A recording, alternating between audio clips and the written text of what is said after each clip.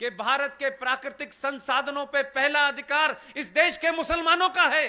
किसी ने नहीं पूछा ये कम्युनल बात नहीं कहनी चाहिए, ये सांप्रदायिक बात नहीं कहनी चाहिए। सबने कहा ये तो महान सेकुलरिज्म की बात कही गई है। इसलिए कुछ लोगों को आदत पड़ गई थी ऐसे ही बयान सुनने की। अब वो बयान उनको सुनाई नहीं दे रहे, अब कुछ और बयान सुनाई दे रहे हैं। अब कुछ और वेशभूषा का आदमी उन्हें नजर आ रहा है, क्योंकि उनकी ताकत इतनी थी कि उनके मर्जी की बात नहीं होगी तो वो देश की कानून को नहीं चलने देंगे।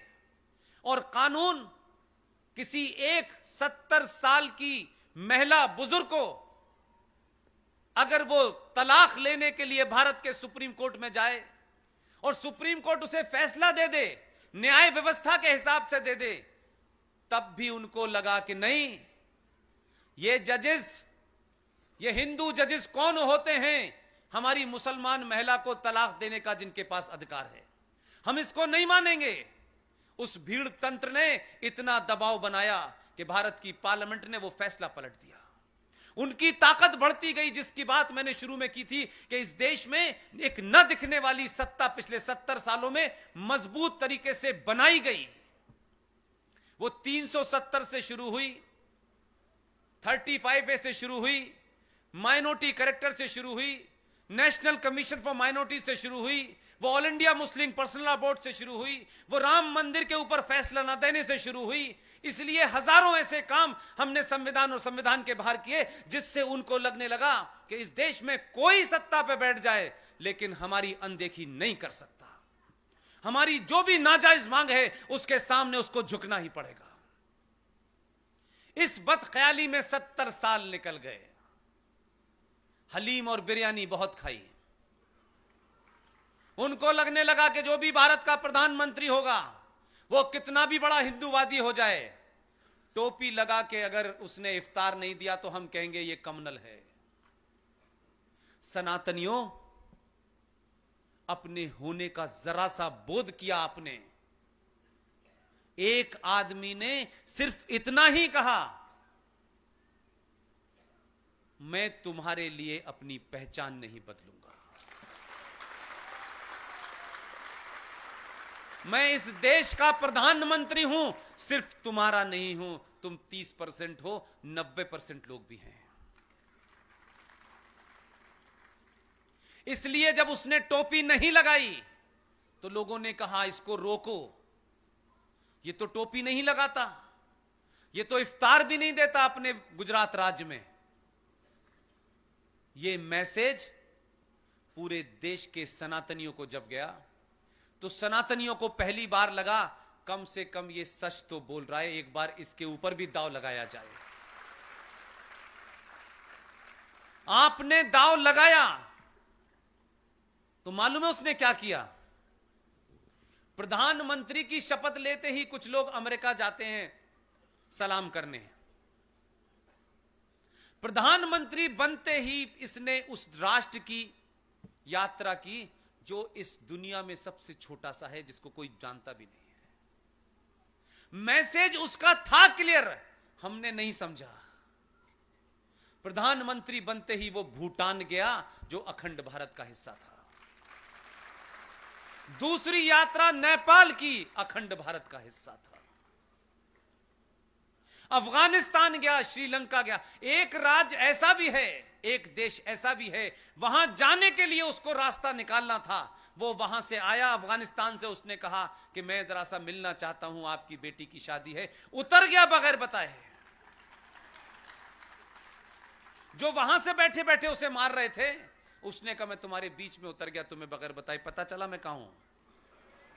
मिलके जब वापस आया तो अखंड भारत का जितना हिस्सा था पहले उसने सबकी यात्रा कर ली।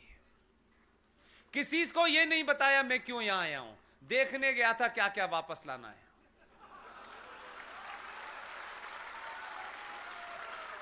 और उसको पहली बार लगा कि अखंड भारत की बात कहना, नारा लगाना बहुत आसान है। उसने कहा जो भारत है, जो इस भारत के टुकड़े करना चाहते हैं, जिन्होंने इस भारत को संवैधानिक तौर पे भारत से अलग कर रखा है, जो अभी भी एक नया राष्ट्र बनाने की ख्वाहिश रखते हैं, उसने शुरुआत वहां से कर दी है।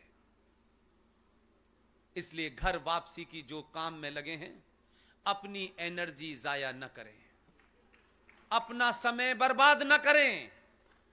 जितने भी इस देश में अगले 10 साल तक सेमिनार करने की, भाषण के लिए लोगों को बुलाने की अगर आपकी इच्छा है, तो आप कहिए कि अगला सेमिनार हम यूनिफॉर्म सिविल कोड पे करेंगे। और जब यूनिफॉर्म सिविल कोड आ जाए, जो आने वाला है, और ये जब कुर्सी से खड़े हों, यूनिफॉर्म सिविल कोड इन्हें फौरन बिठा देगा। और उसके बाद जैसे जैसे ये कानून बनते जाएं, आप इसको भूल जाएं। आप याद दिलाएं इस देश को, 76 में भारत की पार्लियामेंट में 42nd कॉन्स्टिट्यूशनल अमेंडमेंट पास हुआ। उसकी 7वीं सूची के अंदर यह कहा गया कि केंद्र सरकारें और राज्य सरकारें पॉपुलेशन कंट्रोल और फैमिली प्लानिंग के ऊपर कानून बनाएं। 76 में ये लोग नहीं थे सत्ता में। अपने सेमिनार का टॉपिक और मौजू बदलिए। ये सीएए पे जो लोग भी इस देश में, खास तौर से सनातन के मानने वाले ये लोग जो भी सेमिनार कर रहे हैं, ये उस प्रोपेगेंडा को आगे बढ़ा रहे हैं। एक कानून बन गया, अब उस पर चर्चा किस बात की है? अब तो उसके ऊपर अमल करने का समय है। आप उस पर चर्चा कर रहे हैं। उसने अब तक 800 हिंदुओं को नागरिकता दे दी है। वो रुकने वाला नहीं है, उसे आप लोग मत रोकिए। आप लोगों का यह सेमिनार करना सीएए के ऊपर, आप नहीं समझ रहे, अनजाने में आप किसी के हाथ का हथियार बन रहे हैं। एक काम हो गया, भूल गए, खत्म कहानी। जैसे हजारों कानून बने, आपने कभी चर्चा की नहीं की। आप यूनिफॉर्म सिविल कोड पे कीजिए।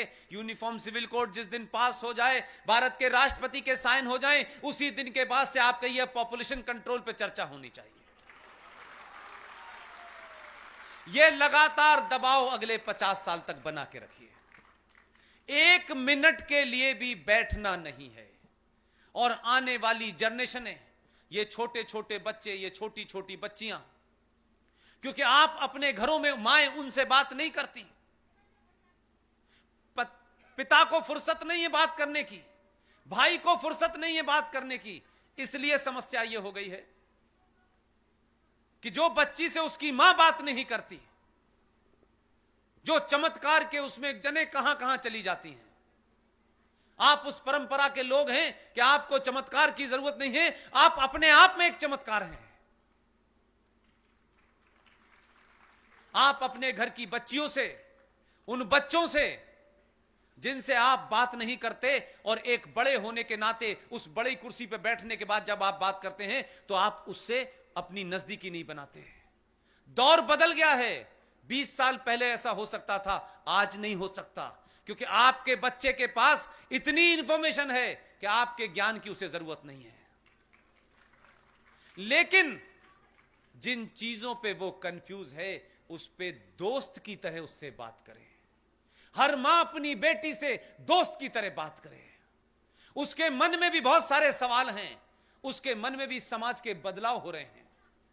आप पे समय नहीं है, या तो आप सास भी कभी बहू देखेंगी। यह बात अलग है कि अब बहू पार्लियामेंट में आ गई है, अब तो देखना छोड़ दीजिए, और चमत्कार की आशा में घर से बाहर मत जाइए। जितना समय अपने परिवार, अपने बच्चों के साथ बात करेंगी, मुझे पूरी उम्मीद है कि आपकी बेटी, उसके अंदर भी बहुत सारे बदलाव हो रहे हैं। वो भी इस समाज से कहीं इन्फ्लुएंस हो रही है, गलत तरीके से इन्फ्लुएंस ना हो जाए। दोस्त बन के उससे कहिए कि शहर में सबसे अच्छी पिक्चर लगी है, मैं सिर्फ तेरे साथ ही देखने जाऊंगी। जिस दिन आप ये करने लगेंगे, वो आपकी बेटी,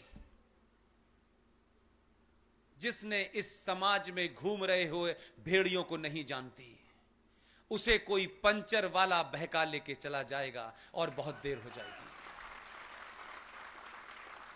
वो पंचर वाला अपने एजेंडे पे है, क्योंकि मस्जिदों से उसका ऐलान हो चुका है।